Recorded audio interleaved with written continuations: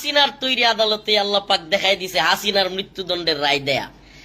হাসিনার আদালতে, হাসিনার তৈরি করা আদালতে হাসিনার মৃত্যুদণ্ডের রায় দিয়া সুবহানাল্লাহি ওয়া বিহামদিহি। কি কষ্ট, কি জুলুম আমাদের উপর করেছে এই হাসিনা। মানে আনন্দ অশ্রু চলে আসে আমাদের মনে হইলে, যেই জুলুম উলামায়ে কেরামের সাথে করেছে, যেইভাবে আলেমদেরকে মৃত্যুদণ্ড দিয়েছে, যেইভাবে আলেমদেরকে অত্যাচার নির্যাতন করেছে, এই উলামায়ে কেরামের চোখের পানি বৃথা যায় নাই। আমাদের সেই কারাগারের নির্জনে আল্লাহর কাছে কান্না, সেটা বৃথা যায় নাই।